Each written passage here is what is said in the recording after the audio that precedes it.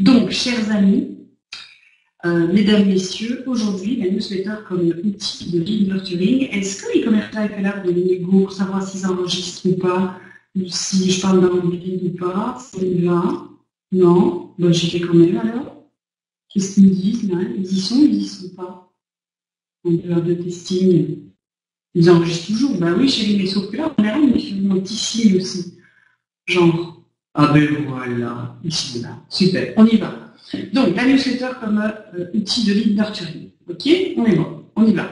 Quelques mots pour ceux qui ne connaissent pas encore. Donc, Regard Words, c'est éditorial interactive. On fait du content marketing, marketing éditorial et de la stratégie de contenu. On a 4 métiers: conseil éditorial, production de contenu sur mesure. Donc là, c'est vraiment de la fac, des landing pages, coûts humains et SEO optimisé. Animation éditoriale, donc là, c'est plus sur les blogs, sur des dispositifs où on va être dans du long cours. Donc ça veut dire calendrier éditorial, positionnement, etc. Longue traîne, bien souvent. Et puis, on fait également de la formation, des conférences. Donc là, c'est plus pour autonomiser. Alors, notre promesse, c'est qu'en amont de chaque projet, on va évaluer les indicateurs de performance qui vont se situer à 3 niveaux. Retour sur investissement, on va rationaliser vos efforts, se dire que ça ne sert à rien d'aller faire effectivement des contenus qui font 150 mots si, vous n'avez pas les ressources, l'argent, et qu'en plus Google va se contenter de 350 mots. Retour sur attention, c'est qu'il n'y a pas un contenu qui sort de chez nous, qui n'est pas SEO optimisé sur tête de traîne, torse ou long traîne, et donc avec une valeur vraiment de visibilité. Et enfin, le retour sur contenu, c'est un peu le propos du jour, puisqu'on est là dans des efforts au fond de recyclage éditorial. En fait, le contenu, c'est facile à produire, mais l'air de rien, si on veut le faire de manière customisée, optimisée et rentable, il faut effectivement de l'investissement. Et c'est un peu ce qu'on va voir, c'est comment rentabiliser ça.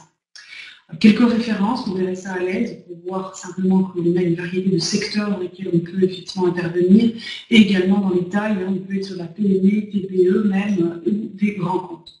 Le programme du jour, vous le savez, puisque vous y avez souscrit, le voilà en 5 points.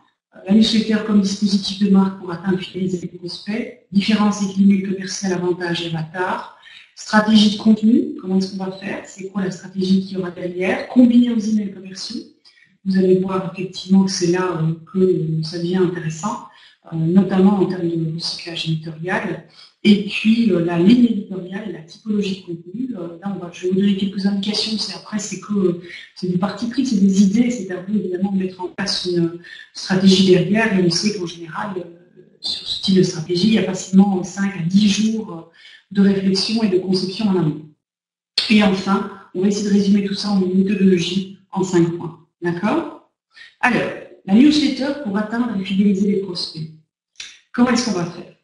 L'intérêt, si vous voulez, c'est que par défaut, la newsletter, c'est un dispositif qui va, parce qu'il y a une périodicité régulière, parce qu'il y a une fréquence relative, des rubriques fixes, donc des rendez-vous fixes, des micro-textes. Donc, on a déjà, a priori, en termes de dispositif, tous les éléments qui vont permettre d'avoir l'attention suffisante d'un bon panel et d'une bonne proportion d'audience qui, en plus, aura choisi cette newsletter, puisqu'on est sur une audience qualifiée, puisqu'elle a choisi de s'abonner à votre newsletter.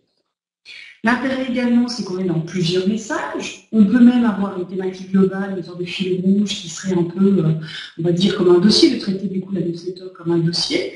Et puis évidemment, derrière, on peut fournir de l'information, mais également du divertissement ou de l'action et de la promotion. On peut être à la fois sur l'élément rassurance et l'élément incitation. Donc on va dire que le dispositif éditorial, à la base, par ses qualités et par ses caractéristiques, est déjà propice à fidéliser une audience, à susciter de l'intérêt, et de l'intérêt de manière régulière et fréquente. Ça va assurer également cette fonction fatigue que le Saussure qualifiait en linguistique, qui est cette fonction de garder en relation, c'est le keep in touch. C'est l'idée effectivement d'être à chaque fois en disant, en restant top of mind et en restant effectivement en relation avec les clients de manière régulière. Donc ça veut dire qu'au moment où c'est des push, donc au moment où l'audience risquerait de vous oublier, vous êtes là pour vous rappeler à son bon souvenir. Autre aspect pour lequel la newsletter serait effectivement dans votre décision un bon outil, c'est de voir que quand on regarde, alors ça c'est une capture d'écran qui vient de e-consultancy, qui est un très très bon très, très bon site internet d'experts qui donnent beaucoup d'études et de sondages.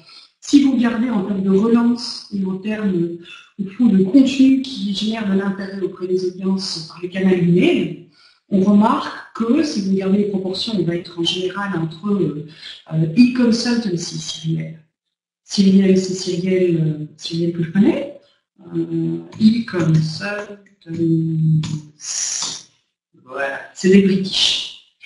Alors, donc, que disais-je? Oui, regardez un petit peu, c'est qu'en général, en termes de panier abandonné, donc en termes de relance, ce qui va fonctionner, 13%, 14% sur le panier abandonné entre des prospects et des clients. Et là, qu'est-ce qui va se passer? C'est que, regardez, on est dans une offre de 13% jusqu'à du 3% plus ou moins.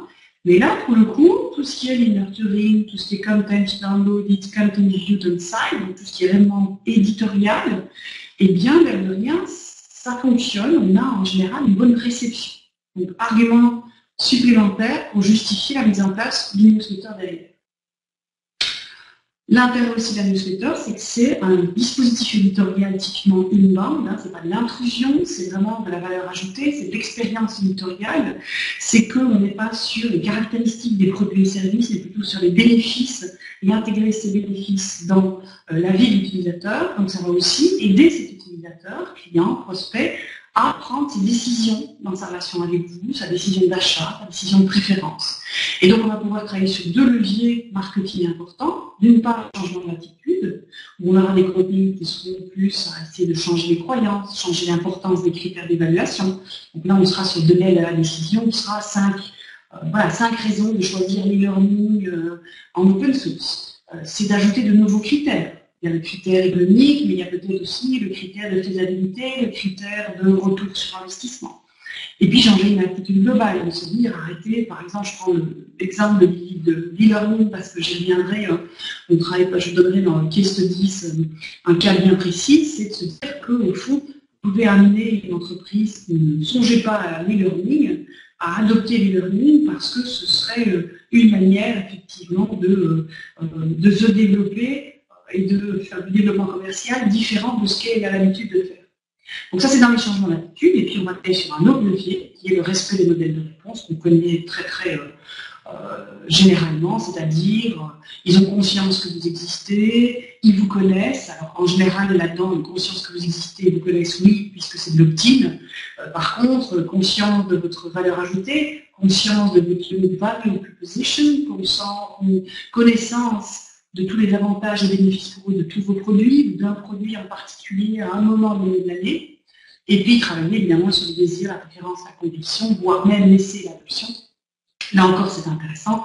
La newsletter est un des supports les plus adaptés pour recevoir des testimonials, des avis d'experts, des retours d'expérience. Ah, d'accord, Pauline. Je vais essayer, effectivement. Ça va être difficile, hein, Pauline. Je ne suis pas du genre. Hein. Alors, donc, laissez pas bouger.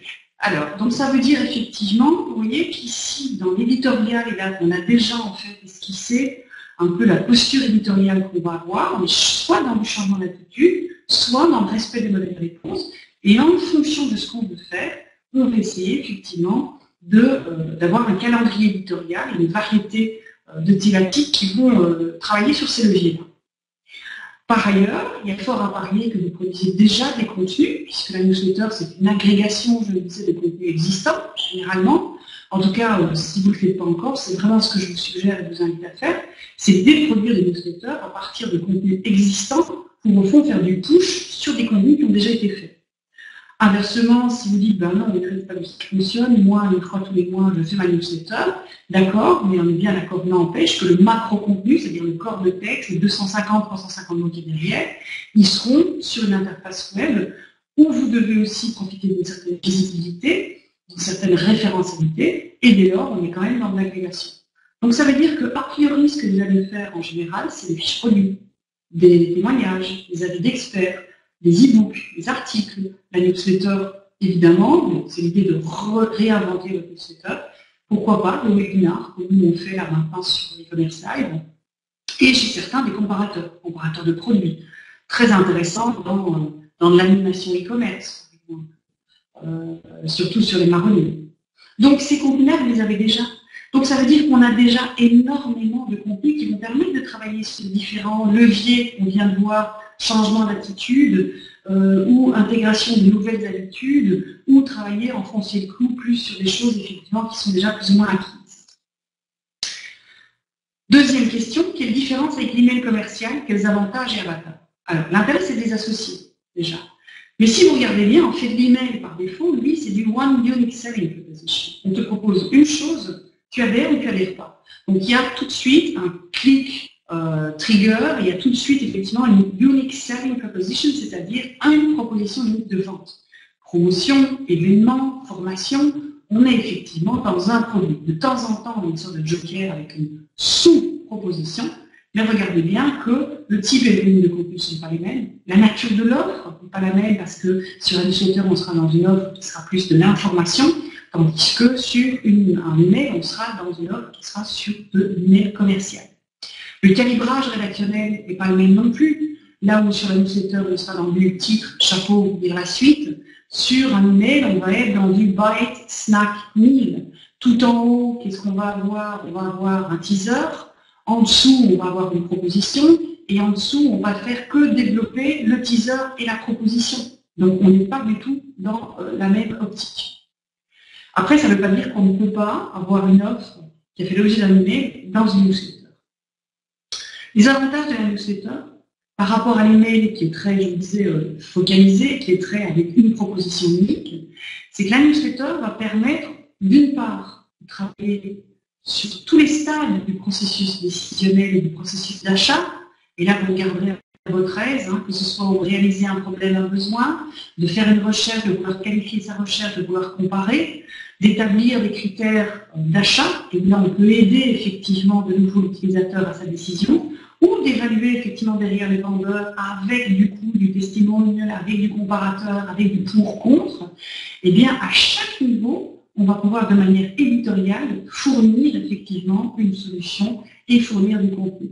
Pour autant que, ça c'est l'intérêt également de la newsletter par rapport à l'email, c'est que là, sur l'email, on va être davantage dans du apprendre, faire, puisque c'est de l'incitant et c'est s'approprier la chose, mais quand même avec du sentier qui sera surtout la valeur iconographique, sémiologique, tandis que c'est vrai que sur le newsletter, on peut travailler sur les 4 prismes et avoir, vous allez voir, un équilibre et une bonne balance de contenu pour essayer d'avoir les quatre prismes intéressants. Alors ça, c'est une promesse aussi qu'on a chez Learnworld en général, c'est de sortir des contenus qui vont travailler sur ces prismes, de ne pas juste être dans l'information, pas juste être dans la démonstration, pas juste être dans l'interactif et l'appropriation de l'information, ou pas juste être dans l'émotion, mais essayer d'avoir un bon équilibre entre les 4.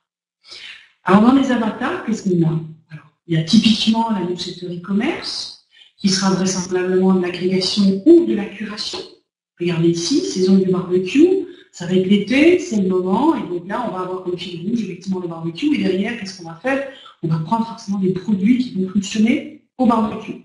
Donc on a un fil rouge, un titre avec une Unique Value Proposition, Colruyt, votre guide pour toute la saison du barbecue. On a de l'iconographie en e-commerce, très important, l'image, avec l'origine belge, avec les promos. On a du branding, puisqu'on sait, alors là, il faut connaître évidemment le client. C'est une grosse chaîne de supermarchés chez nous en Belgique, mais on sait bien effectivement qu'ils vont avoir, ils sont connus pour leur sobriété, et le branding, ça va être cette étiquette promotionnelle, ce côté ici, la pastille origine belge, c'est typiquement du...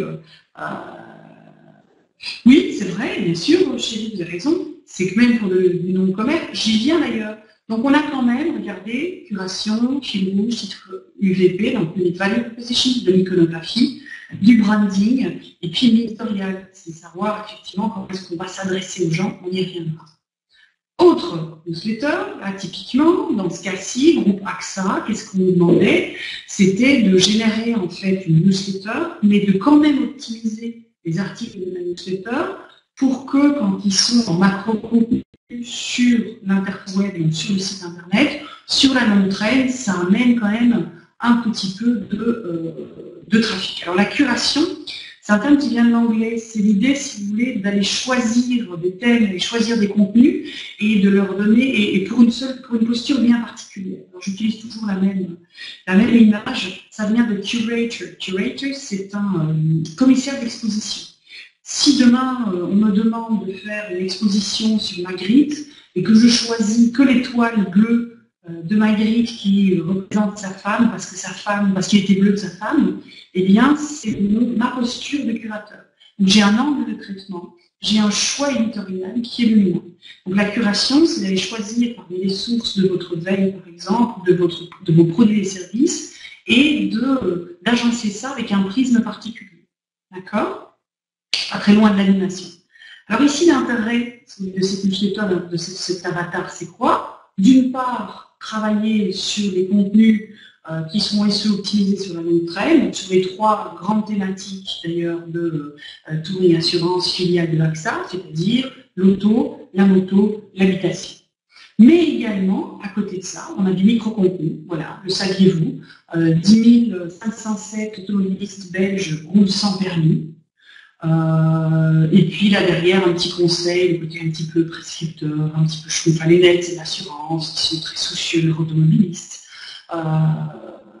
Ici, c'est l'index. Et alors là, c'est assez intéressant, c'est un sondage.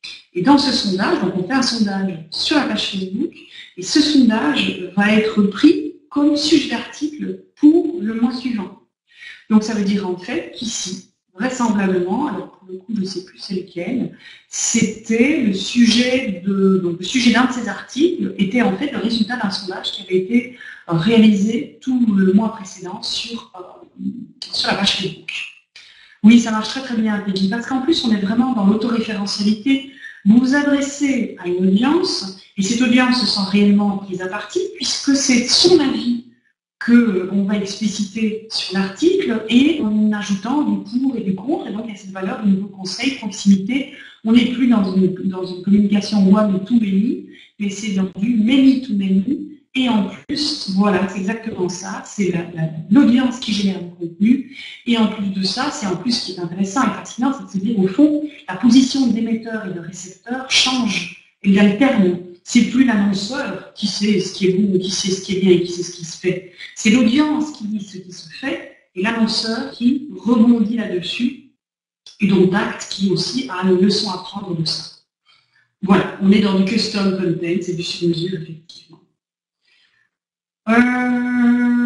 Je suis pas sûre, chérie. Le problème du secteur immobilier, c'est un peu comme le problème du secteur touristique. C'est la surabondance en fait des dispositifs qui sont en place. Et donc c'est vrai qu'en termes de qualification, il y a beaucoup plus d'efforts à faire, on doit beaucoup plus travailler sur des communautés restreintes. Maintenant, il y a des moyens, je peux vous montrer quelques pages Facebook dans le milieu immobilier qui fonctionnent très très bien sur sondage également, pour autant que ce soit très qualifié, on en revient à cette question de custom content. Alors qu'est-ce qu'on a ici? Donc, vous avez vu qu'on a une promo également, d'accord? Donc l'intérêt, donc l'avatar, on est dans la curation. On a un fil rouge qui sera, alors il faut voir, c'était sur celle-ci, elle est dans le titre, dans le sujet du mail. On a un index. Donc l'index, c'est vraiment, vous cliquez dessus, vous arrivez au 3e contenu. On a des micro-contenus, titre, chapeau, et la suite, ce qui s'appelle également du péritexte. On a l'iconographie avec de l'image quand même. On a du branding parce qu'on voit bien que ce sont des couleurs, effectivement, parce qu'on a de la promo, donc on est sur l'incitation également. On a une ligne éditoriale parce que derrière, on a beaucoup discuté avec eux d'ailleurs, est-ce qu'on est dans du vous, du tout, dans Touring Assurance, on dit que ceci, cela. Donc c'est l'idée vraiment d'avoir une identité discursive, un contrat de lecture à mettre en place, et puis de la promo, et alors le contenu interactif avec ce fameux sondage. Autre avatar, alors ça c'est les clients, la document dont je vous parlais, de l'e-learning, c'est pas mal non plus, ça. Donc là on est typiquement dans l'agrégation. Qu'est-ce qu'on fait? Une fois par semaine, à minima, on publie un article sur leur news, donc c'est la rubrique actualité du site internet dokios.com. À partir de là, tous les 2 mois, on va agréger des contenus qui soit ont le mieux fonctionné, soit pas assez au regard du client qui dit c'est pas possible que cet article ait pas été lu, c'était peut-être un vendredi, à la veille d'un week-end, ou les ponts, pour l'instant on a que des ponts, donc on repousse cet article-là, et donc on va avoir un édito, des outils de partage, un teaser testé gratuitement pendant 60 jours, qui est plus l'aspect commercial, l'aspect promo, des micro-contenus, d'accord, du branded content, parce que c'est Dokeos qui vous suggère, et en même temps, on est quand même sur bien rédigé en e-learning, des conseils pratiques, vos premiers pas sur Dokeos, Dokeos le service du système, donc on est effectivement le lexique du e-learning, donc on est dans une bonne proportion entre du brand content et aussi du custom content déjà, parce que nous, on a déjà mis en place là, en fonction des clics qu'on a sur les contenus, pour aller affiner en fait le calendrier éditorial. Alors, regardez, on a aussi le petit micro-contenu qui est facile après, et même avant de partager sur Facebook. Donc typiquement ici, ce qui se passe, c'est que comme on est sur du bimestriel, quelques jours avant l'apparition de la newsletter, on va déjà envoyer les micro-contenus par Facebook en disant 41% des entreprises ont fait le choix de l'e-learning en 2013 et vous, pour tout savoir, abonnez-vous à notre newsletter. Et donc là, on génère en général de l'acquisition aussi, donc c'est assez intéressant. Des exemples de template newsletter. Alors, j'en ai, d'ailleurs je vais vous montrer parce que c'est un des choses les plus importantes, effectivement, c'est le template. Donc là, vous en avez, alors ça typiquement, c'est ce qu'on a fait en Mailchimp. Et pour le coup, d'ailleurs, le petit, moi, si vous voulez des bons templates, de bonnes newsletters, je vous conseille d'aller voir chez des vendeurs de newsletters, des vendeurs de mécanique et d'outils newsletter, tels que Mailchimp, vous faites un compte, vous cochez dans les templates. Oui, c'est vrai, mais alors si vous voulez, moi je pense à Agnès et l'autre fille, il y a plein d'outils. On travaille avec Email Vision qui vient changer là, de nom. Nous, on a l'habitude en plus de Mailchimp. Pourquoi? Parce que Mailchimp est totalement streamline, intégrable avec WordPress et que très souvent dans le dispositif de réorientation, on est là-dedans. Maintenant, c'est vrai que c'est un peu à vous de voir. Je suis en retard, et non, déjà 14h. C'est pas possible. Je continue. Hein. Alors, autre exemple, newsletter de blog, de nouveaux templates sur le nom enfantine que vous nous proposer. Ben, Laurent, il y a d'autres, créez vous-même aussi. Il y a moyen de faire un custom template vous-même et vous rentrez le code, hein, ou alors de le faire avec leur composeur. Mais on peut en parler après le jeu. Donc, autre avatar, la newsletter du blog, agrégé. Donc, ça veut dire quoi? Ça veut dire aussi, là, c'est qu'on reprend typiquement juste les contenus qui ont été sur le site, qui ont été mis sur le blog, une fois par mois ou en fonction de ce que vous voulez tous les 15 jours, et puis vous les retapez dans un modèle de newsletter avec chaque fois une petite bannière, un micro-contenu, et on a du push.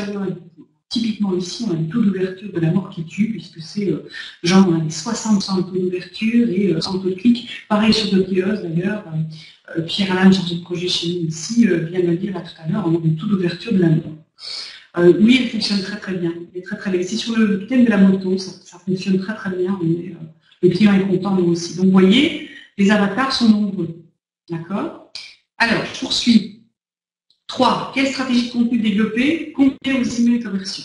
Alors, déjà, qu'est-ce qui explique le si bon taux? L'autre fille, deux choses. Un, visibilité, image, contenu attractif. On est aussi dans des contenus, par exemple, des interviews de motards. Donc, on est dans l'identification. Et puis, c'est les motards. Les motards, c'est une famille, c'est une audience hyper qualifiée.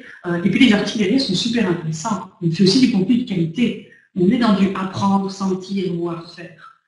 Et ça, c'est vraiment le travail d'une bonne agence de contenu. Un bon taux d'ouverture. Alors, vous verrez aussi, d'ailleurs, sur Mailchimp, on va vous dire, par exemple, on va vous intéresser des créateurs, où est-ce qu'ils en sont en termes d'ouverture et de clics, et du coup, vous pouvez voir si vous êtes au-dessus, en dessous ou dans la norme, ce qui est très bien. Ça vous oblige aussi à chaque fois vous challenger.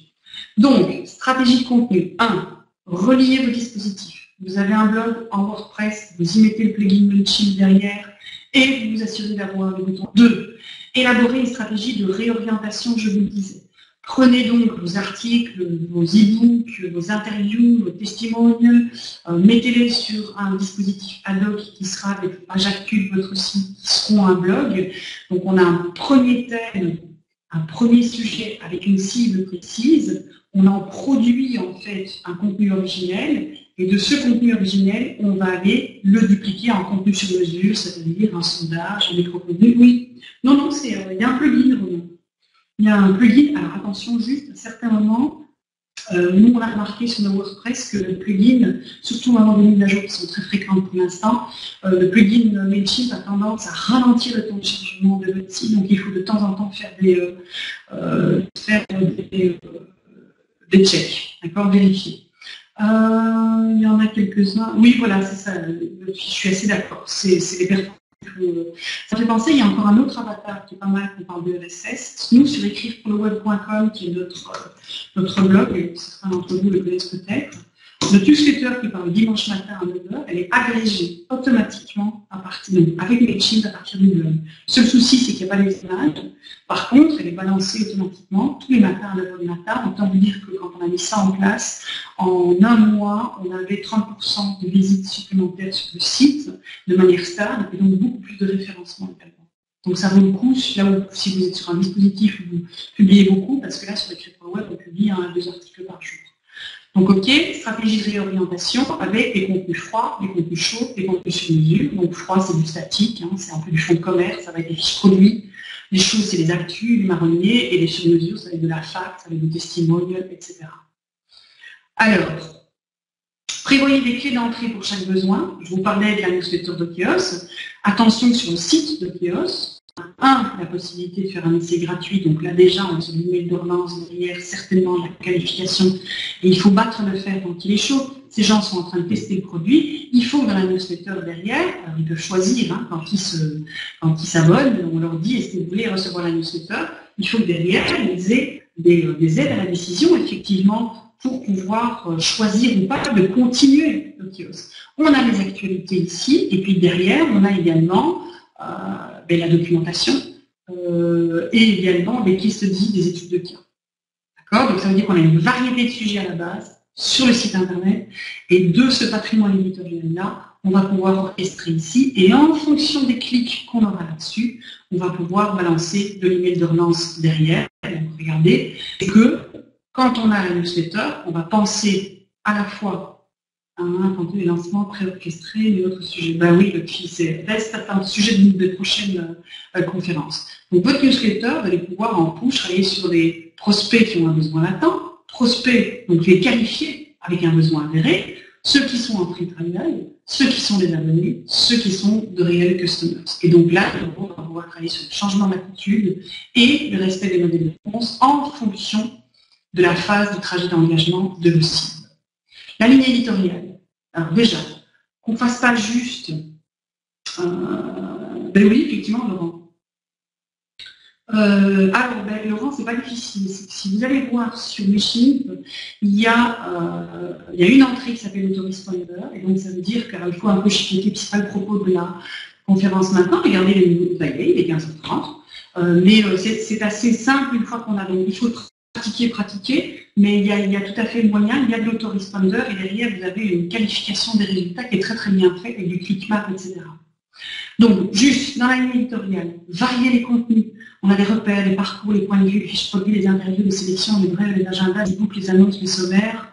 Oui, je suis assez d'accord, Patrick. C'est assez intuitif. Faut mettre la main faut mettre la tête dans le capot, il faut essayer, il faut tester comme un peu tout, mais c'est très intuitif. Donc, vous voyez qu'il y a une typologie de contenu court et long. Donc, ceux qui sont courts sont avec astérisque. Vous pouvez balancer, du coup, un bon calendrier éditorial.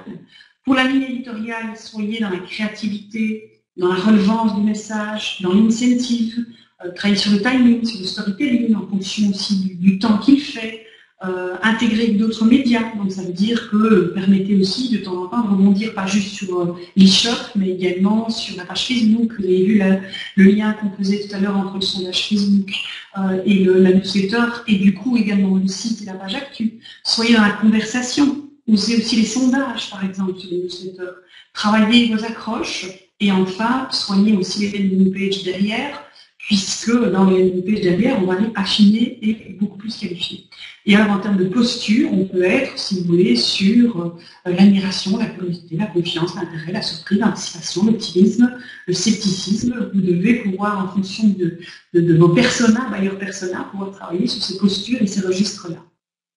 Au niveau des techniques rédactionnelles, concision, simplicité, crédibilité, du style, il y a du style, travailler le muscle éditorial, découpage, et puis mise en forme, évidemment, on va les templates tout à l'heure. Et au niveau des freins, faites attention, il faut qu'il y ait à la fois du custom, que les gens sentent que ce soit pour eux, les audiences qui souscrivent à cette newsletter se sentent concernés, qu'ils ne soient pas dans l'inertie, donc il faut du call to action, il faut leur permettre de s'approprier la newsletter, qu'ils puissent faire quelque chose dans les temps, c'est-à-dire dans les 2 jours qu'ils reçoivent cette newsletter. Et puis la peur, c'est l'idée aussi, attention à vos call to action, qu'ils comprennent bien derrière où ils vont aller, sur le site internet ou ailleurs.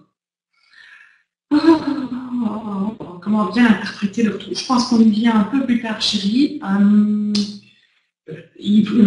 Reformulez-moi la question, parce que si c'est une question simplement le retour, l'impact de la newsletter sur le segment, c'est les indicateurs de performance. Donc on est sur les taux de clics, on est sur les taux de partage également. On sera aussi, surtout sur des bons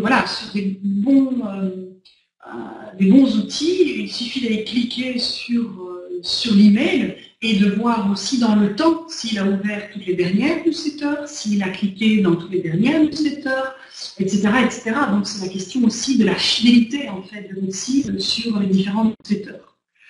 Avec des indicateurs de performance, effectivement, quand on est en plus dans du Facebook et du blog plus la newsletter, on a également les commentaires, donc le qualitatif en plus du quantitatif. Donc attention également à votre calendrier, votre fréquence, mettez en place un calendrier. Et donc un exemple, c'est une fois par semaine, vous faites un contenu court long que vous publiez sur un dispositif, vos actus, votre blog. Une fois par mois, vous allez pousser par email une promo, un événement, une action, contenu opportuniste. Et puis, une fois par mois ou tous les 2 mois, vous allez agréger ces contenus-là sous la forme d'une newsletter. Alors, contenu court, c'est pas difficile. Un contenu court, c'est un contenu qui va faire genre moins de 100 mots. Donc, c'est un titre à chaque mot, c'est un tweet, c'est une règle. Donc, vous verrez, il y a le tableau en haut, vous verrez un peu le calibre, le testimonial. Oui, c'est typiquement un contenu court. Et un contenu chaud en e-commerce, ça va être une promo, en fait. Ça va être un appel à suivre le webinaire ou à suivre la séance de démonstration du produit. Les contenus longs, c'est typiquement un article, un e-book, des épisodes, une fac. Alors la fac, après, c'est un contenu long. Par contre, les questions-réponses, ça peut être des contenus courts. Donc c'est la volumétrie pour le court et le long.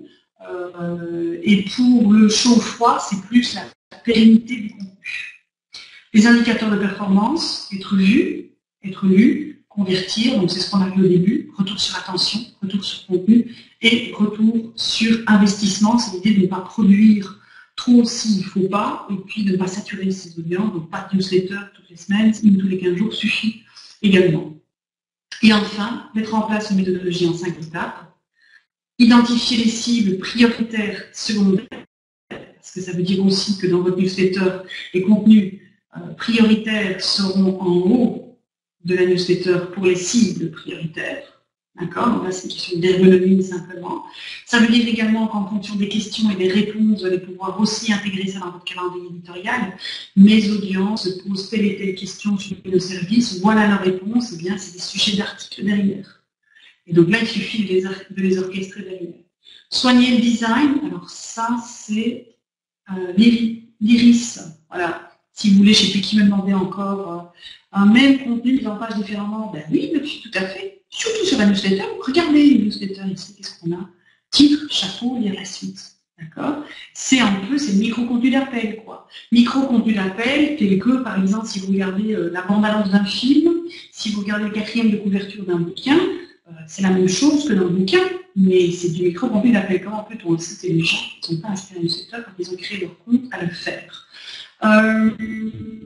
Alors, soit par des e-books, soit par des actions concours, soit par un renvoi animé commercial dans lequel on leur indique que via la newsletter, ils auront des codes promo. Soit, comme je le disais tout à l'heure, faire de la pro et proposer des choses qu'ils auront par newsletter et pas par ailleurs, et annoncer quelques jours avant, vous allez envoyer la newsletter.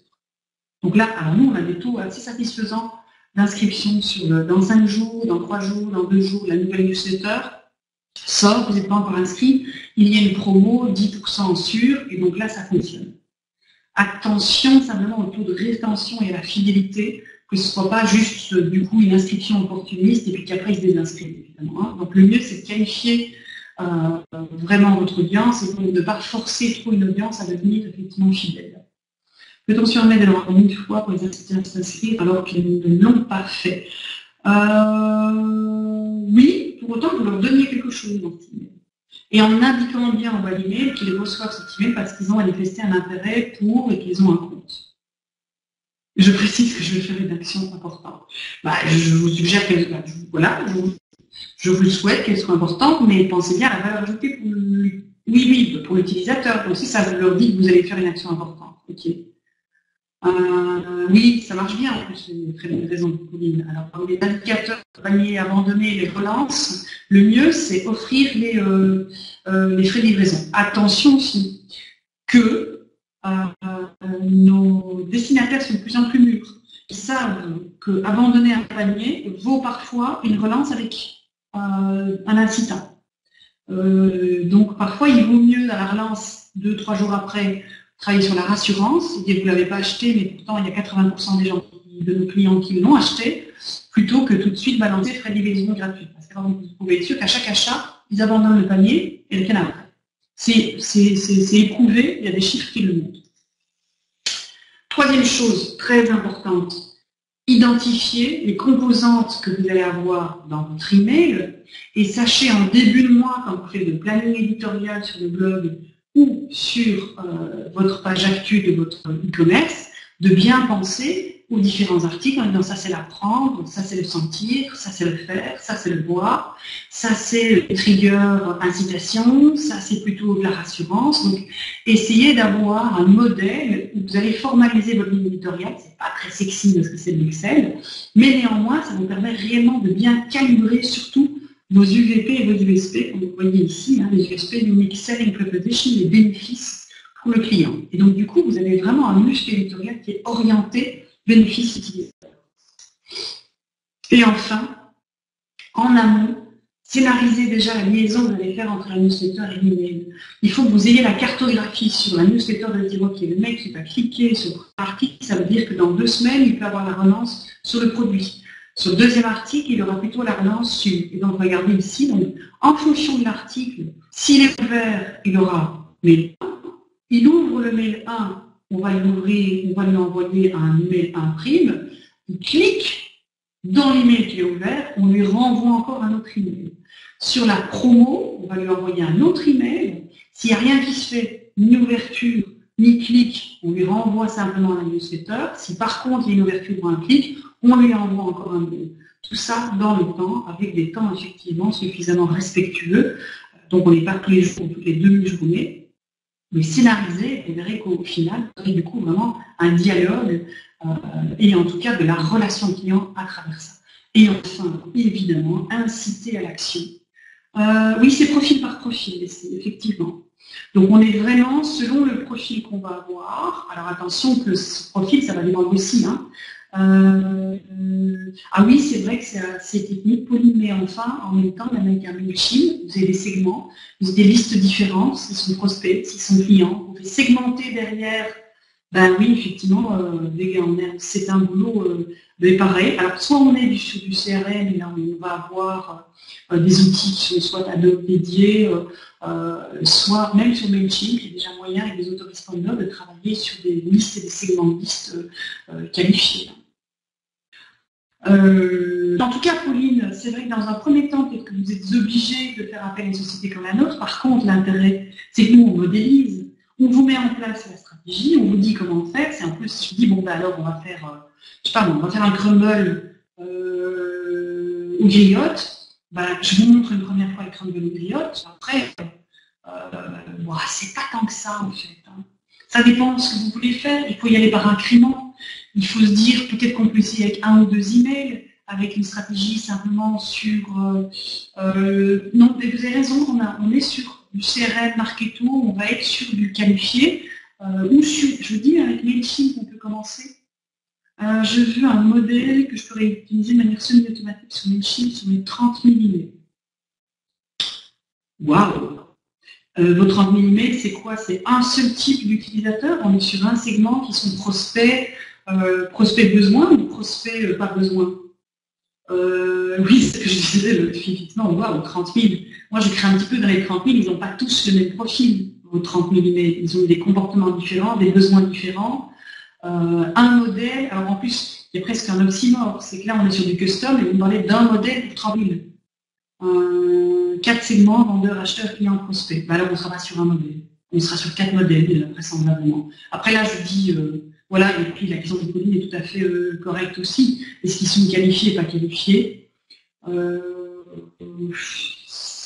Comment ça? Oh là là, il faudrait une heure de plus, Hélène, comment on les qualifie. C'est précisément aussi en interagissant avec eux, on va leur fournir un contenu, puis un autre contenu, et puis en fonction des taux de clics, des taux d'ouverture, on verra, tiens, comment ça se fait que cet article sur 5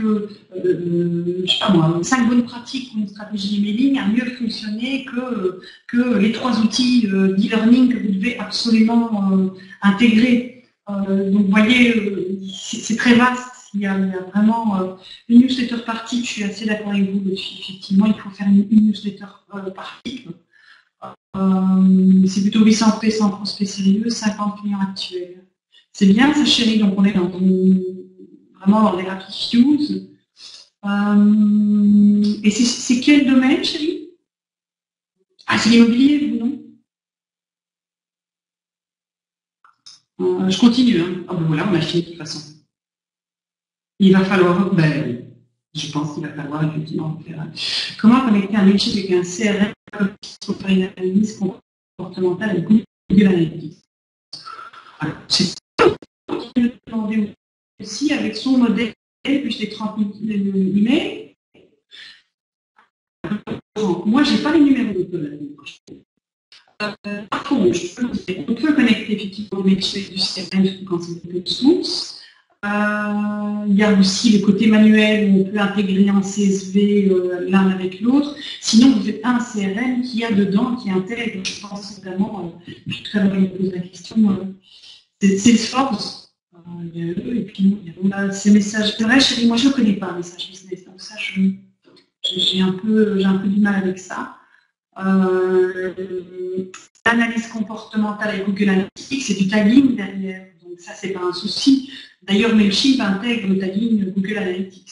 Donc ça, c'est OpenCRM. Alors, Sébastien, moi, j'en ai entendu du bien, mais j'ai entendu du pas bien aussi. Voilà.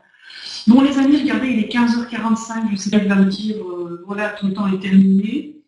Je ne sais pas s'il y a encore 2-3 questions. Est-ce que c'était clair pour vous? Donc là, téléchargez évidemment la présentation. Vous avez quand même un début de méthodologie. Ce qu'on va retenir, c'est qu'effectivement, il y a vraiment une stratégie à mettre en place. Je vous en prie, votre fille et chérie et les autres. On peut continuer évidemment en ligne. Vous pouvez